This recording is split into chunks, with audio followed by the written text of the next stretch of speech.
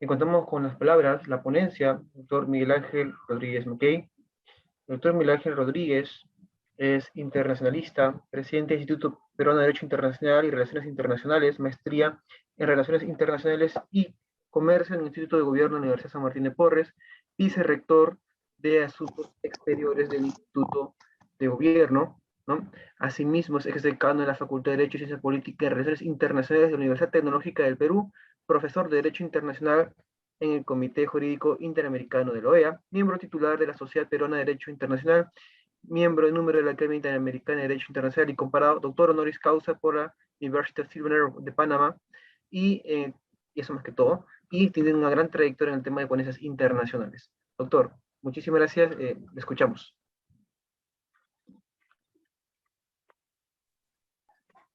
Muy buenas noches con todos y cada uno de ustedes. Muchas gracias por la invitación al doctor Gerardo Morris por esta nueva oportunidad que me dispensa en una noche tan académica como esta. Mis saludos a los expositores, al doctor Moreno, a Morris y a Gianmarco Azabache, que ha tenido la gentileza de coordinar. Bueno, las dos exposiciones que me han precedido no las he podido escuchar del todo porque he estado viajando. Llegué a Lima, pensaba llegar una hora más tarde, llegado a Lima, realmente me han traído velozmente, pero aquí estoy, entonces, pero puedo más o menos deducir las exposiciones, seguramente en el mismo tono. Yo quería decir algunas cosas. En primer lugar, ya de manera más global, porque he visto que han hecho procesos descriptivos, analíticos importantes. Quizá lo que tuviéramos que decir es que para nada estamos frente a una nueva guerra fría, por más que aparezca Rusia y Estados Unidos en la vitrina. Rusia hacía cualquier cosa por aparecer en el espectro internacional. China le había robado la película a Rusia en los últimos años. Esa era la mayor desesperación de Vladimir Putin, cuyo frente interno no ha sido muy bueno para él, imputado, menoscabado de envenenar a sus opositores. Es evidente que, prima facie, el presidente de Rusia necesitaba un hálito internacional para posesionarse, él y Rusia, en el escenario internacional. Y vaya que lo ha conseguido. No es que China haya sido desplazada, es que a China tampoco es que le interese directamente lo que pueda pasar, porque China está en otra cosa, no está en los conflictos in situ. China está desesperada por consolidar la ruta de la seda y dominar geopolítica comercialmente el planeta, que es distinto. Entonces, China sale a un costado, más allá de la reciente reunión con Rusia, ese espaldarazo geopolítico asiático frente a Occidente, eso es todo. Pero Rusia aparece allí. Sin embargo, no es guerra fría y voy a explicar por qué, porque todo el mundo dice que no es guerra fría, pero no dice por qué. No es guerra fría porque la guerra fría era entre dos fuerzas que generaron el mundo bipolar. Aquí no hay ningún mundo bipolar. El mundo bipolar es el mundo donde habían dos poderes homogéneos. Dos poderes que se mantenían uno al otro en la naturaleza de pugnas, rivalidades. El poder, no digo países ricos, no, poderosos. La Unión Soviética era poderosa, Estados Unidos era poderoso, luego lo demás del mundo. Esa era la Guerra Fría del mundo bipolar. La de hoy no es Guerra Fría. Rusia es una potencia regional, una importante potencia regional, con mirada, con espectro, con volumen planetario, tenemos que decirlo. En segundo lugar, dos, le ha costado mucho y le sigue costando a Rusia que el proceso de la finalización de la Guerra Fría, primero en la antesala por la caída del muro de Berlín el 9 de noviembre de 1989 y luego su desmembramiento en 1991 aparece la Federación Rusa y las 16 repúblicas restantes, cada una de ellas vuelve a su nivel de independencia. Y digo que le ha costado mucho y le sigue costando a Rusia entender que las repúblicas o las exrepúblicas soviéticas son sus feudos. Eso es lo que no entiende Vladimir Putin. La justificación de Vladimir Putin, lo dijo en una conferencia hace poco, es que se trata de su marco de influencia. Es verdad, eso es verdad. Le pasó, como dije en mi columna de ayer, le pasó también a Estados Unidos. Saltó hasta el techo la fuerza más importante del eje de seguridad de los Estados Unidos cuando Nikita Khrushchev está llevando los misiles a Cuba, saltaron hasta el techo porque las narices de Miami iban a estar los misiles rusos. Entonces el marco de influencia se cuida. Eso es cierto. Pero Rusia quiere digitar a las repúblicas, a las ex repúblicas socialistas soviéticas. Algunas han aceptado, algunas han quedado domesticadas por el libreto de Moscú, un libreto que no solamente es económico, es intimidatorio. El tema es que no todas, y la más grande de las que no son, evidentemente Rusia, es Ucrania. Ucrania tiene un proceso distinto. Ucrania está pegada a Rusia, pero no mira a Rusia, mira a la Unión Europea. Y esa mirada hacia la Unión Europea es lo que para Rusia significaría perder, así, perder de la mano a un país que histórica y geopolíticamente más bien debería estar pegada a Rusia. Nadie puede discutir que en términos geopolíticos, todo Crimea y el Donbass perfectamente podrían ser rusas, por la población prorrusa además, pero son ucranianas. Si lo miras desde el derecho internacional, es nulo de toda nulidad. Lo que se hizo con Crimea en el año 2014 y lo que se quiere hacer en el Donbass. Pero es evidente que allí hay un nivel de resistencia y de un presidente como Vladimir Putin que no está dispuesto pues a perder ese eje central. Ucrania no es cualquiera de las demás repúblicas, repúblicas socialistas soviéticas, no es cualquiera. Por esa misma razón es que entra a tallar esta fuerza gravitante por parte de Rusia, que, repito, no termina de asimilar y creo que no lo va a hacer porque es su área de influencia y no quiere perder esos espacios dinámicos. En tercer lugar, es evidente de que todo lo que acontece en Ucrania es por recursos. Si no hubiera recursos, nadie se fijaría en Ucrania. Si no hubiera recursos, incluso como eje de traslado para el gas y el petróleo que se lleva a la Unión Europea, nadie miraría a Ucrania. Ucrania es, desde la perspectiva de Washington, de la Unión Europea, la piedra en el zapato para Moscú.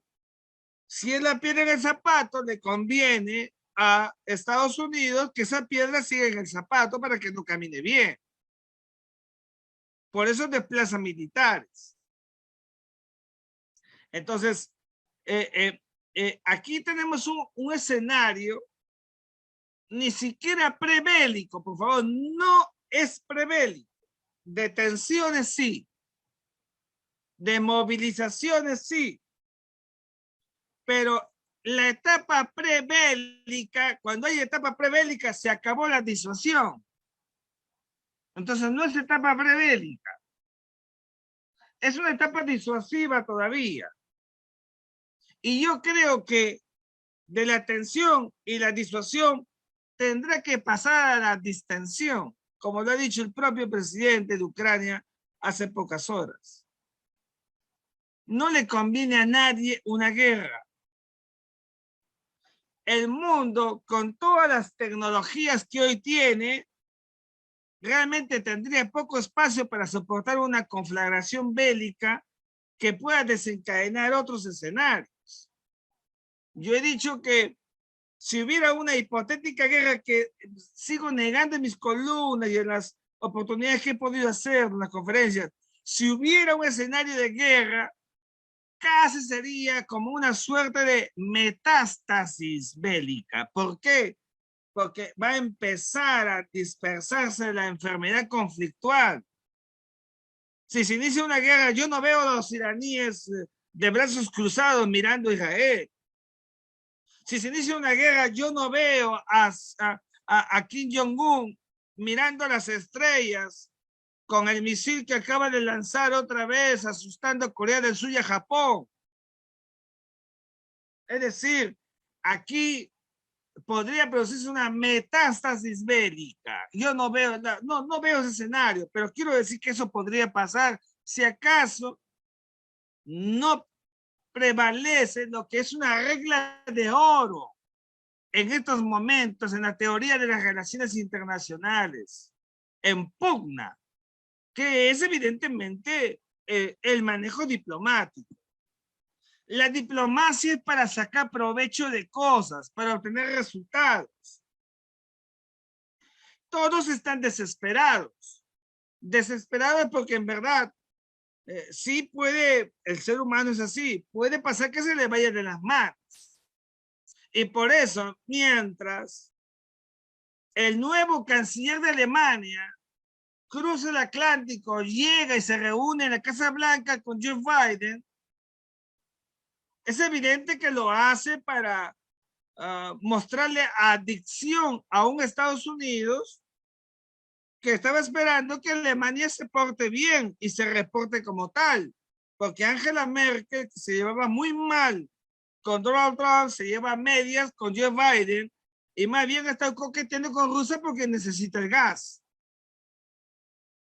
Y al mismo tiempo un Macron que está de salida en Francia, pero que también necesita aire internacional, hace un viaje hasta Moscú, es recibido por Vladimir Putin en una mesa que no sé para qué se sentaron en esa mesa, donde cada uno estaba extremo, no tiene ningún sentido, pero sí lo tenía en el lenguaje de la diplomacia presidencial.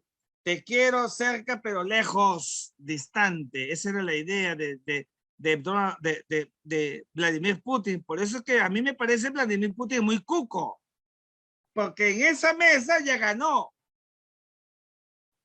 Es la dinámica del juego.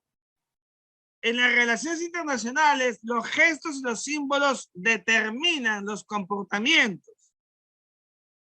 Es como la pelota, cuando se reúnen Donald Trump y Vladimir Putin, la pelota, el balón, lo tenía siempre Vladimir Putin y también le ganó el partido a Donald Trump, que quería ganarle el partido a todos los países europeos, dándole la mano a cada uno, casi dominándolos, o sea, son símbolos. La Unión Europea no se va a hacer problemas y la OTAN está calculando. La OTAN no es otra cosa que el vestido de los Estados Unidos de América. Por favor, la OTAN como tal, sin Estados Unidos no existe. Entonces, la OTAN es el ropaje de Estados Unidos para mirar a Ucrania. A Estados Unidos, después de que se metió en Irak en el 2003 y fue imputado por las armas químicas que nunca hubo, según el informe Tenet, no le conviene escandalosamente meterse como la bandera de Estados Unidos directamente. Por eso, cuando fueron detrás de la primavera árabe a la casa con Z de Gaddafi, no fue Estados Unidos, fue su ropa. ¿Cómo se llama su ropa? OTAN. Es lo mismo que están haciendo ahora. La OTAN es al servicio de Estados Unidos de América, una OTAN que Donald Trump la despreciaba, la ninguneaba y Joe Biden le da su nivel y le dice que no voy a retirar las tropas, pero la OTAN en verdad que depende todo de Estados Unidos de América, tenemos que ser claros. Lo que estamos viendo en estos momentos es un escenario que le está sirviendo como, primero, vitrina, decía, para Vladimir Putin, pero también le está dando billete a Vladimir Putin. El precio del gas ha subido y el petróleo ha subido. ¿Quién gana? Vladimir Putin. ¿Qué más va a ganar? No tiene plata Vladimir Putin, necesita. Todo esto juega a su favor. Sabe que tiene menos poder que Estados Unidos de América. No le importa porque sabe que Estados Unidos no va a dar el paso. Y Estados Unidos muestra un nivel de preocupación y hace la finta y viaja hasta Qatar el secretario de Estado para ver si puede comprarle petróleo a los árabes, con lo cual suplir la deficiencia si acaso se inicia una guerra. Hágame el favor. Ese petróleo que le puede dar Qatar será más caro que las estrellas. Entonces, aquí lo que está pasando es que el mundo con pandemia está soportando un espacio y un estrago conflictual donde el resultado será solamente medible en la rentabilidad política, porque esto es política, tanto para Estados Unidos de Joe Biden como para Vladimir Putin. ¿Por qué? Porque Joe Biden recién acaba de cumplir el 20 de enero un año en el gobierno y le ha ido muy mal internacionalmente. Pero qué mal le ha ido, tan mal que ha generado el imaginario colectivo de la derrota de Vietnam salir de Afganistán. Y eso no le perdona, sobre todo los grandes lobistas en Washington, no le perdonan a Joe Biden. Que en el primer año de gobierno no haya sido el presidente del empoderamiento internacional. ¿Alguien podría decirme en este auditorio que Joe Biden sabe mover sus fichas internacionales y ha empoderado a Estados Unidos de América? Eso no existe. O sea, en otras palabras, no conoce de política internacional. Podrá ser un buen senador, 50 años de senador, podrá hacerlo, pero de política internacional no tiene maña política internacional. Por eso es que, con objetividad, el libreto de lo que está aconteciendo en el mundo es del metrosexual presidente de Rusia, Vladimir Putin. ¿Así no lo dicen? ¿No? ¿No? Es Vladimir Putin. Cuando Estados Unidos estaba llamado a hacer lo que corresponde porque tiene más poder. Y un Vladimir Putin, como les he referido, que también necesita un frente interno que licuar. Ha perdido fuerza hacia adentro, credibilidad. Por favor, tenemos que mirar más noticias que solamente las que tenemos en los medios de Occidente. Sepan ustedes que Vladimir Putin está altamente cuestionado en su país. A cada rato para apagando levantamientos. Se ha vuelto extraordinariamente coercitivo, draconiano. De manera que nos encontramos frente a un escenario de tensiones, eso es todo. Y que va a dar paso a una distensión porque no le conviene a nada ni a nadie. Ucrania no va a entrar a la Unión Europea. No la veo dentro de la Unión Europea. Ucrania va a seguir el mismo libreto que Turquía, queriendo hacer méritos para entrar a la Unión Europea, pero no va a entrar a la Unión Europea. ¿Por qué? Porque si entra la Unión Europea, es evidente que va a acelerar tensiones y puede, digamos, siempre en este rédito de la relación internacional hay lo que se llama la falla. Puede haber una falla y esa falla puede producirse. Claro que sí, tampoco somos absolutos, pero uno mira el devenir del proceso. Yo les puedo mostrar mis columnitas. Hace 20 días decía, escribí la columna, ¿por qué no habrá guerra entre Rusia y Ucrania? Los que me siguen. Ya ven ustedes, y esto va a ser así, porque la guerra del siglo XXI es el fin, así de fácil. Y si hubiera una guerra será horas. Y los pretextos, así como en la Primera Guerra Mundial, volverán a ser siempre los ejes para desencadenar eventos bélicos que yo no creo.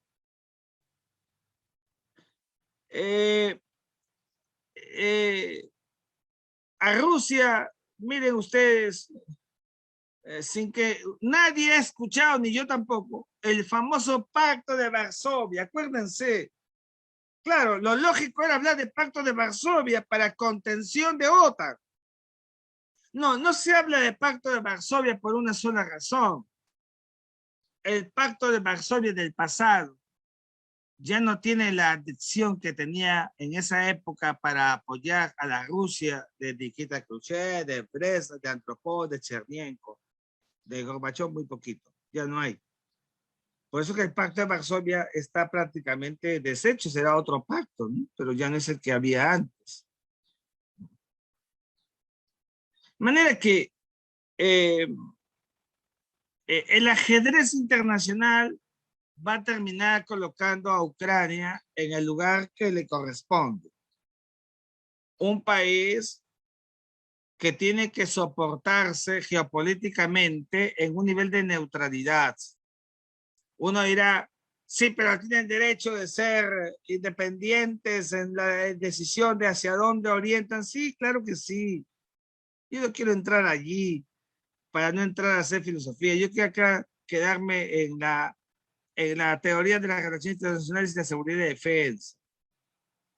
Lo que le pasa a Ucrania es que Ucrania tiene que entender que su cualificación geopolítica lo obliga a entrar en una visión ecléctica. Salvo que la propia Ucrania quiera aceptar de que al interior del país una importante cuota de la población no quiere ser ucraniana, y eso es muy complicado. Ucrania no va a poder controlar el Donbass si acaso quiere aplicar reglas específicas duras. No va a poder hacerlo. El Donbass puede quedar convertido casi como Crimea, con un poquito de fuego si acaso lo viere, punto. Pero eso evidentemente es un escenario muy complicado, muy complejo.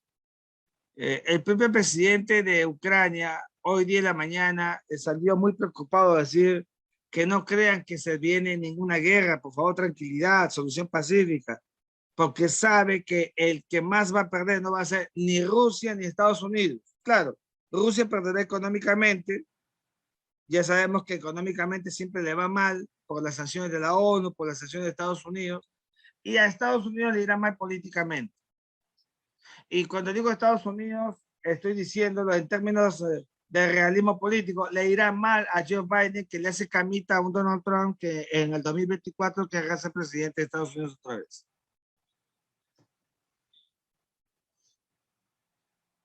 Por esa razón es que tenemos que mirar el tema desde una visión, a mi juicio, desde el realismo político de la teoría de las relaciones internacionales.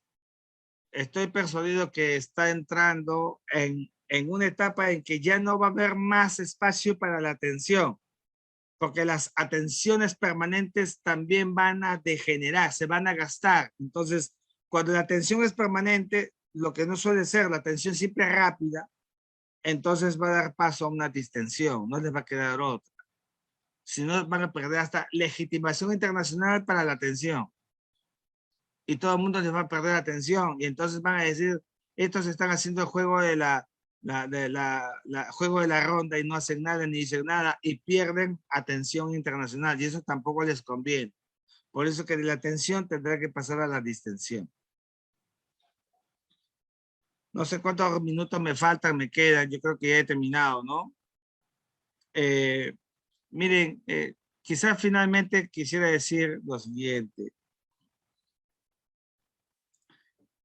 El escenario de Ucrania era necesario para Estados Unidos y para Rusia. Estados Unidos ha estado muy golpeado con lo que le ha pasado en Afganistán. El presidente de Estados Unidos recibió mucha, pero mucha crítica. Esa comparación con Vietnam ha sido muy odiosa para Washington.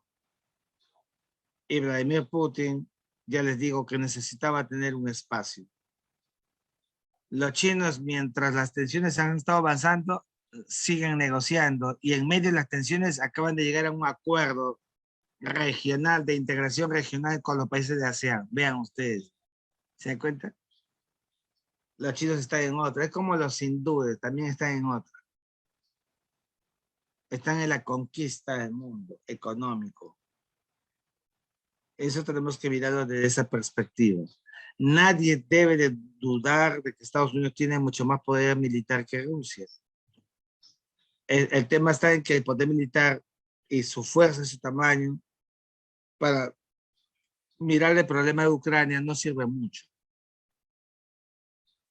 A veces las disuasiones no son lo efectivas que suelen creerse, como por ejemplo cuando todos sabíamos que Chile tenía más armamento, más poderío militar que Perú y no le sirvió de nada teniéndolo y el Perú lo demandó en la Corte de la Haya y tuvimos un juicio. O sea, lo que les quiero decir es que a veces, si no manejas bien el patrón de la disuasión, se vuelve plancha quemada y pierdes. ¿Qué es lo que le puede pasar a Rusia o a Estados Unidos si la novela de la tensión continúa? Señores, siempre para mí es grato, un honor estar con todos ustedes. Me he venido volando desde Cañete.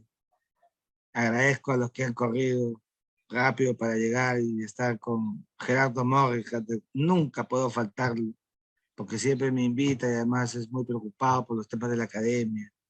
Y a todos ustedes, mi gratitud por la oportunidad de estar unos minutos aquí. Gracias a todos. Gracias también, Jean-Marc. Doctor, gracias a usted sobre todo por su exposición, por la aclaración del caso. No quisiera abusar de su tiempo, pero hay dos preguntas que nos han hecho, si es que usted no las puede absorber. La primera es un poco extensa. Nos lo plantean así. Desde el año 2012, el gobierno ruso ha creado leyes conocidas como las leyes de Blitzkrieg sobre la infraestructura de la Internet rusa, conocida como Runet. De Runet depende la mayoría de países de Europa del Este, incluida Ucrania. En ese contexto, ¿cuán importante en balance es el rol de la guerra cibernética, la cyber warfare? Rusia ha dado muestras de que tiene la capacidad de efectuar ataques cibernéticos de gran magnitud. Más aún, cuenta con el apoyo de las llamadas cibermilicias. Esto es grupos no gubernamentales que son difíciles de rastrear y que también son capaces de efectuar ataques cibernéticos importantes. La guerra cibernética es menos costosa que mantener un ejército convencional y puede causar tanto o más daño que un ejército. Tal vez esta podría ser la razón por la que el número de militares desplegados hasta el momento por Rusia no sea tan grande como se esperaría en un conflicto de esta naturaleza. Excelente pregunta. Primero, el enfoque de la pregunta es preciso. Miren, la pandemia que nos ha cambiado la vida, lo que ha listado en los términos de seguridad y defensa es la ciberseguridad y la ciberdefensa. Yo vengo pregonando que incluso en ese libro blanco que no tenemos, deberíamos pensar mucho en la ciberdefensa, en la ciberseguridad. Tenemos equipo, tenemos gente preparada para eso. la ciberseguridad y la ciberdefensa el día de hoy son las reglas en el sistema internacional. Pero en términos de ciberdefensa, miren ustedes lo que pasó con Soleimani. El caso Soleimani destruye, lapida mi libro de Derecho Internacional que tengo acá atrás. ¿Por qué? Porque lanza un misil y un dron, y el dron no es lanzado hacia el territorio de Irán, no. Han esperado que Soleimani salga de Irán, llegue a Irak, y en el aeropuerto de Irak se lo bajan. Entonces, pregunta, miren ustedes cómo esperaron, todo digitalizado, para un ataque donde no se ha tocado para nada el territorio de Irán. Por tanto, ni siquiera hay legítima defensa. ¿Sí o no? No hay legítima defensa. Porque para que haya legítima defensa tiene que ser atacado el territorio nacional, del Estado, según las reglas y usos de la guerra. Entonces vean cómo hasta las normas jurídicas empiezan a tener chicotes, colisiones frente a estos nuevos escenarios que nos va dando la tecnología y el mundo cibernético. El día de hoy es eso. Gran parte de los ataques o las reducciones del Estado Islámico no se han hecho por trabajo, sino por dron. En el tablero, en el salón. Eso de que es menos costoso, ahorita es menos costoso, pero va a terminar siendo muy costoso. En la medida en que las prácticas sean más cibernéticas, va a ser más costoso. Eso no significa que los tramos de campo, de in loco, de batalla in pectore, vayan a acabar. Para encontrar a las fases residuales del Estado Islámico, de los terroristas, ha tenido que haber un trabajo de infantería. Hay cosas que no se pueden hacer por la cibernética, por el ciberespacio.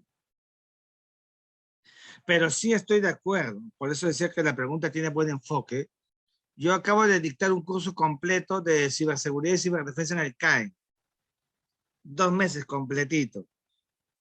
Y le decía a los participantes del postdoctoral del CAE, yo les decía esto, miren, cursos como este, más allá de que lo dicta Rodríguez Mackey, deben de dictarse en todas las instituciones armadas. Porque ya se dictan de manera monopolizadora y dominadora en los países grandes, que creen que justamente es lo que ha apresurado la pandemia. La pandemia nos ha apresurado a eso. Y es el nuevo enfoque de las guerras en el siglo XXI. Estoy persuadido que así va a ser.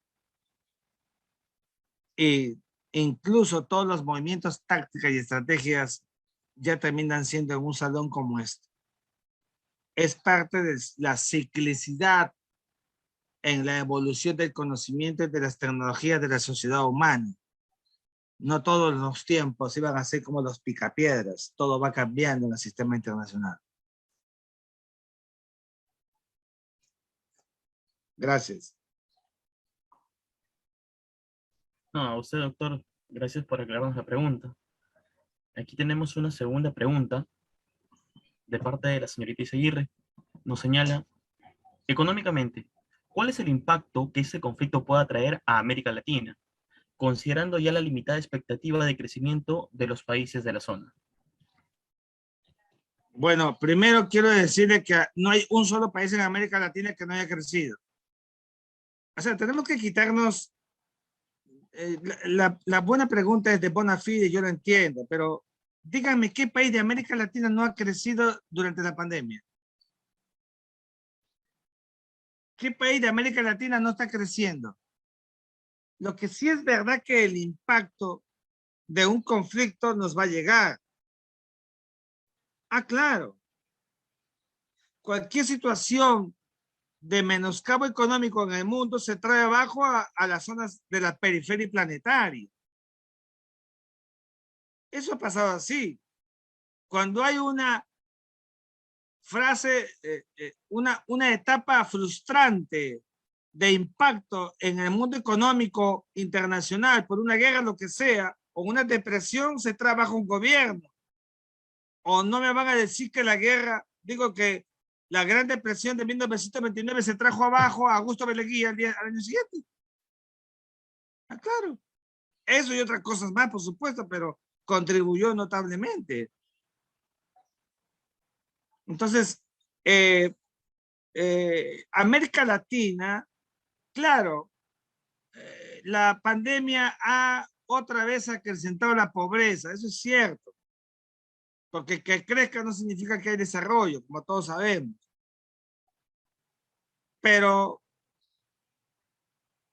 hasta el día de hoy, salvo que algún economista del salón me diga lo contrario, ¿los metales siguen subiendo o no?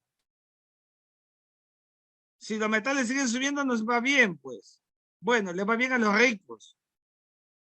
Porque en el Perú no hay redistribución de la riqueza, y es otro tema que podríamos hablar en otra oportunidad. Esa redistribución de la riqueza, por eso mi admiración a Víctor Hugo y de la Torre, que toda su vida se dedicó a pensar en la redistribución de la riqueza.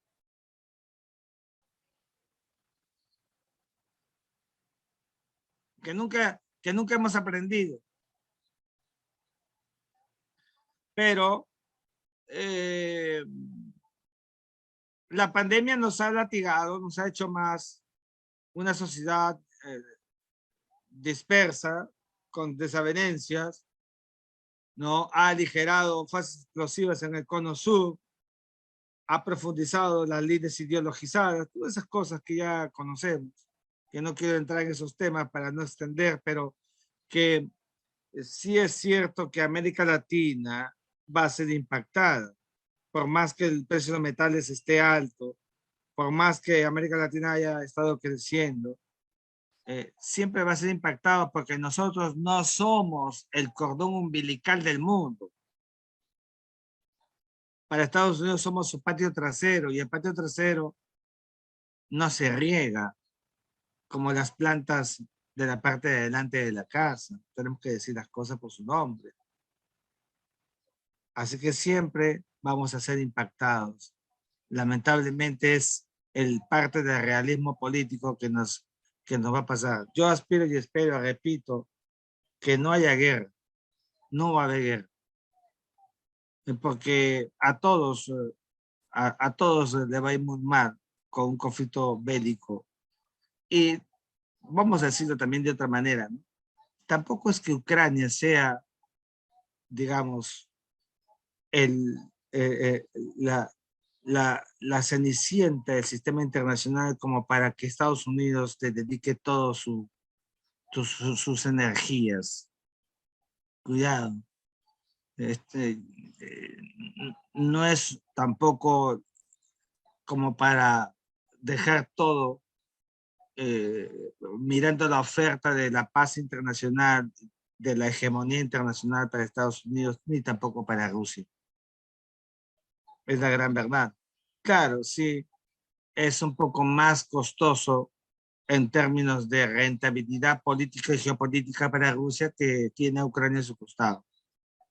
Pero Ucrania el día de hoy pues es como un siamés, pero que no quiere mirar al lugar natural que debería hacerlo. No estoy diciendo que está obligado a hacerlo, sino que son cosas del estado de naturaleza geopolítica internacional. El gobierno ucraniano es el que no quiere. No sabemos exactamente si la población ucraniana es la que realmente no quiere. Vamos a ver cómo pasan los tiempos, vamos a ver cómo avanza la sociedad. Tenemos que despegarnos y mirar a Ucrania, que toda su vida no ha estado pegada a Occidente, pues seamos claros, está pegada a Moscú. Esas cosas tenemos que mirarlo con mucha objetividad para poder hacer un análisis realmente cuerdo, objetivo de lo que estamos viendo. Gracias.